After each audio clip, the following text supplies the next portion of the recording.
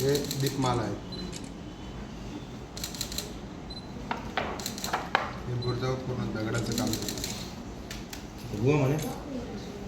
रुकना एक मिनिट, रुकना, आगे जान दे. हा पुढे करा, थांब ना, पुढे करा ना. ते ना पुस्तक हे मला इथं व्हिडिओ होऊ दे. तटबंदी आणि बुरुज हे बाहेरून फोटो आहेत आणि आतून हे असे दिसतात. अच्छा, आणि संपूर्ण ड्रोन शूट म्हणजे हा कुठला किल्ल्याचा प्रतिकृती आहे का?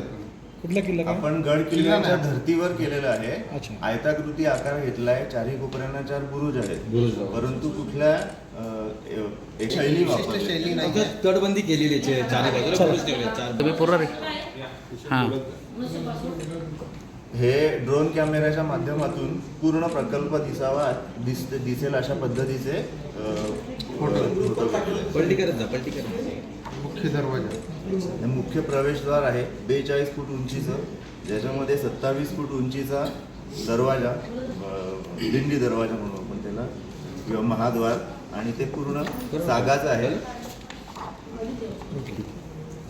आतील महिरपी, कमानी, कोरीव नक्षीकाम केलेले खांब. माहिती द्या आता सगळी. काय जाऊ शकत प्रकार बदलून आभार व्यक्त करतो. आपल्या सर्वांना माहिती आहे की ठाणे जिल्ह्यामध्ये भिवंडी तालुक्यातील मारडेपाडा या गावी शिवक्रांती प्रतिष्ठान ट्रस्टच्या माध्यमातून छत्रपती शिवरायांचं पहिलं मंदिर, महाराष्ट्रातील हे पहिलं मंदिर बनलेलं आहे. येत्या 14 तारखेला त्या मंदिराचा लोकार्पण सोहळा आपण आयोजित केलेला आहे. 14 मार्च ते 17 मार्च असा 4 दिवसाचा हा कार्यक्रम असून आपण आम्हाला बोलवला. आपण त्याबाबत एक आपण प्रश्न उपस्थित करता. आम्ही 14 तारखेला आपण सकाळी 4 वाजल्यापासून ते रात्री दुपारी 3 वाजेपर्यंत सर्व प्रकारचे विधी आपण करणार आहोत. त्यामध्ये गोप्रवेश, बाजूला तटबंदी आहे. टोटल किती एकरमध्ये मंदिर आहे चौधरी साहेब? हे 2 एकर 2.5 असं दाखवा. मध्ये मंदिर आहे. शो करा असं. हा इथे जमा. हा मंदिरामध्ये मूर्ती किती असणार आहे? मोठी असणार आहे. 6.5 तटबंदी कुठली, म्हणजे चारी बाजूने कशी? चारी बाजूला तटबंदी आहे. दाखवा ना अजून काय फोटो असेल. तटबंदी मूर्तीचा फोटो आहे याच्यामध्ये, आहे पण महाराजांची मूर्तीचा फोटो, तो शो. मोठा फोटो आहे का? ओपनच करा ना सर, ते ओपन करा. ऐका ना, फोटो नाही. ओपन करा आणि एक एक पेज हे करा ना, म्हणजे आम्ही हे सगळं व्हिडिओ. मिळेल. हां, त्याचं करा, ओपन करा. हा ऐका ना, असं सांगत जा ना, हे एंट्री गेट आहे. हे मुख्य प्रवेशद्वार हां, आणि दर्शनी भागातली ही प्रतिमा आहे. अच्छा, साहेब थोडं असं करा म्हणजे चमकणार लाईट. बरोबर आहे. हां बस बस. असं करा म्हणजे ते रिफ्लेक्ट आहे. हां, पुढे सांगा सर. हे मंदिराचे जवळून घेतलेले फोटो आहेत आणि हे प्रत्यक्ष घेतलेले फोटो आहेत मंदिराचे. थांब ना गांगोर्डे. आणि आता हे बिलकुल नका आलो. बस बस चालेल. हा, इथं बघा. हे मंदिर आहे, मेन मुख्य मंदिर, तटबंदी. इथे समोर बघा साहेब. छत्रपती शिवाजी महाराजांचं महाराष्ट्रातील हे पहिलंच भव्य प्रमाणात मंदिर आहे. ह्या मंदिराची भव्यता बघितली तर एकदम गडकिल्ल्यासारखे आहे आणि अतिशय ह्या मंदिरासाठी, या शक्तिपीठासाठी आम्ही खूप चांगल्या प्रकारचं असं प्लॅनिंग केलं आणि ह्यानुसार ह्या मंदिराची जे भव्यता आहे आणि त्याचे जे मंदिराचे जे डिझाईन आहे ते एखाद्या गडकिल्ल्यासारखे आणि भविष्यकाळामधील येणाऱ्या युवा पिढीसाठी गडकिल्ले स्वरूप दिसावं यासाठी आम्ही या मंदिराला गडकिल्ल्यांचं स्वरूप दिलेलं आहे.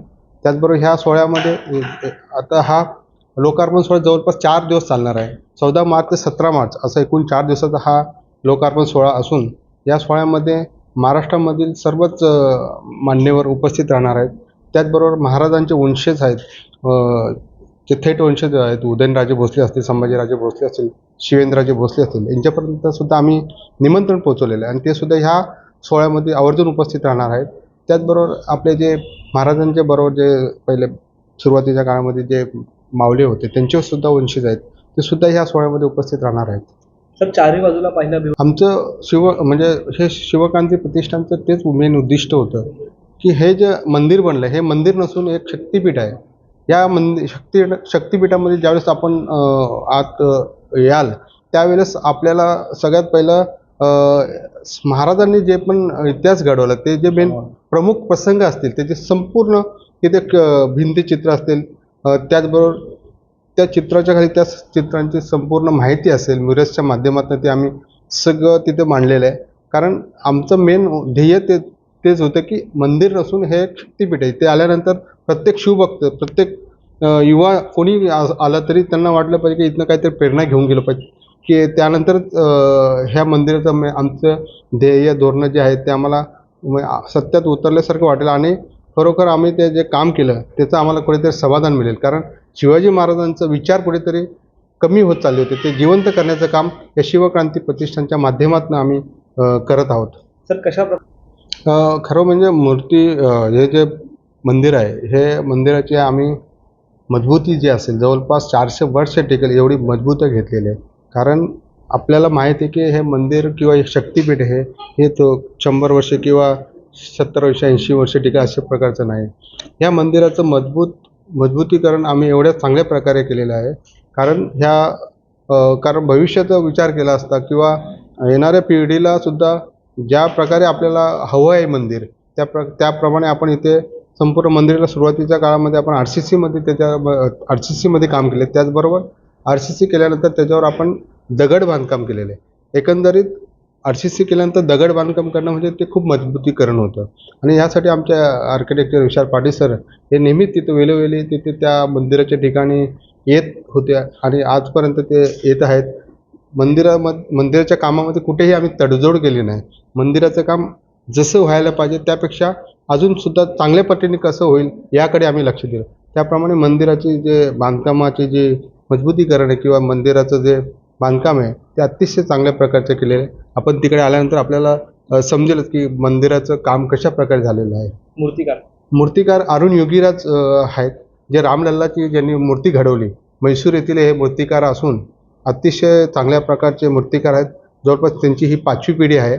त्यांच्या वंशपरंपरागत हे त्यांचा व्यवसाय हा चालू आहे आणि जवळपास 40 ते 41 वर्षाचे हे मूर्तिकार असून अतिशय चांगल्या प्रकारे मूर्ती घडवणारे हे आम्हाला मूर्तिकार मिळाले.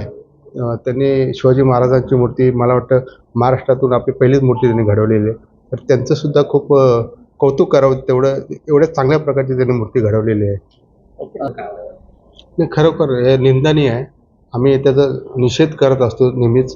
कारण ज्या राजांमुळे ज्या आपल्या स्वराज्याच्या मावल्यांमुळे आपला पहिलं म्हणजे हिंदू धर्म वाचला गेला. ज्या आदिलशाही निजामशाही या लोकांनी ज्यावेळेस आक्रमणं केली होती त्यांना तोंड देणारे हे आपले सैनिक असतील, हे जे आपले मावळे असतील, त्यांनी आपल्या जीवाची पर्वा न करता शिवाजी महाराजांना खूप चांगल्या प्रकारे साथ दिली आणि स्वराज्य घडवून आणलं. अशा मावळ्यांबद्दल अपशब्द वापरतात हे खूप चुकीचं आहे. अशा ह्या गोष्टी कुठेही झाल्या नाही पाहिजेत. त्याबद्दल आम्ही पूर्णपणे त्यांचा निषेध करतो. जे कोणी वक्तव्य करत आहेत त्यांचा आम्ही जाहीर निषेध करतो शिवक्रांती प्रतिष्ठानच्या वतीने. श्री छत्रपती शिवाजी महाराज मंदिर याचं स्वरूप किंवा याची संकल्पना ही गड किल्ल्यांच्या धर्तीवर असलेली तटबंदी, महाद्वार, बुरुज, टेहळणी रस्ता अशा प्रकारची चोहोबाजूनी उंच तटबंदी आणि त्याच्या मधोमध बसवलेलं मंदिर.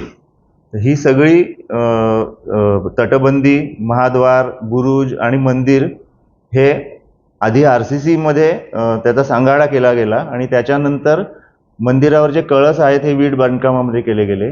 पूर्ण तटबंदी, प्रवेशद्वार आणि बुरुज ह्यांना नंतर दगडी काम केलं गेलं.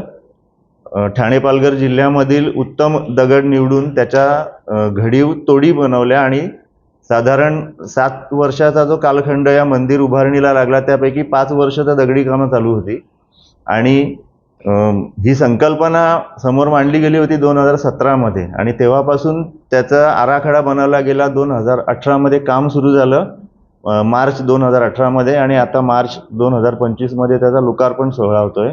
म्हणजे तब्बल 8 वर्षांचं एक स्वप्न बघितलेलं होतं आणि प्रत्यक्ष 7 वर्ष काम सुरू होतं. तर 7 वर्षामध्ये ते आता पूर्णत्वास येते मंदिर.